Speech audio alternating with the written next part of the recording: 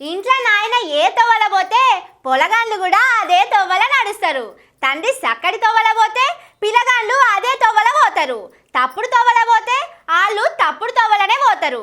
ఇది ఒక్క ఇంట్లోనే కాదు, ఆఫీసుల పెద్ద సార్లైనా రాజకీయంలో పార్టీ లీడర్లైనా ఇట్లనే ఉంటది. పార్టీల పెద్ద లీడర్లు ఎట్లా చేస్తే వాళ్ళ కిందున్నోళ్ళు కూడా అట్లనే చేస్తారు. కాంగ్రెస్ పార్టీలో కూడా అదే అవుతున్నదట. పెద్ద పెద్ద కంపెనీల దగ్గర రేవంత్ సారు ట్యాక్సులు వసూలు చేస్తున్నాడని అప్పట్లో ఏలేటి మహేశ్వర్ రెడ్డి సారు చెప్పిండు కదా. ఈ సారు చెప్పిన మాటలు విన్నాడు. రేవంత్ సారు చేసింది దగ్గరకెళ్ళి చూసిండో గాని సిరిసిల్ల కాడ ఓ బుడ్డ లీడరు ఇదే పని చేసిండు. ఈ అవ్వ చెప్తున్నది చూడుండ్రి.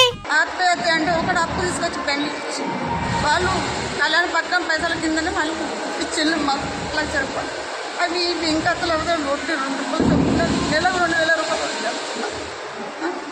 దయచేసి సార్ మీరు నన్ను కరుణించింది. నాకు భర్త లేడు, నా పిల్లలు 3 అమ్మాయిలు, ఒక అమ్మాయి. కరుణించి దయచేసి సార్. ఈడ ఎమ్మెల్యే ఆది శ్రీనివాస్ సార్తో మాట్లాడుతున్న పిల్లగాడే ఈ పని చేసింది. పేరు మధుకర్. షేయిపాటి సోషల్ మీడియాలో పని చేస్తాడట. కాంగ్రెస్ సర్కారు రాగానే నేనే కళ్యాణ లక్ష్మి పైసలు ఇప్పిస్తానని చెప్పి ఈ అవ్వ దగ్గర 7,000 రూపాయలు తీసుకున్నాడట. నిన్న ఎమ్మెల్యే సారు చెక్కులు పంచడానికి వచ్చిండు. కానీ లిస్టులో ఈ అవ్వోళ్ళ బిడ్డ పేరు లేదు. అగో నేను పైసలు ఇచ్చిన, నా బిడ్డ పేరు ఎందుకు లేదని ఆడనే లొల్లి చేసే వరకు ఆ బుడ్డ లీడర్ను పిలిచి ఎమ్మెల్యే సారు మాట్లాడిందట. ఇట్లా చాలా జాగాల సర్కారోళ్ళ కాంచెల్లి ఆ పైసలు ఇప్పిస్తా ఈ పైసలు ఇప్పిస్తానని చెప్పి మంచిగానే కమాయిస్తున్నారట బుడ్డ లీడర్లు.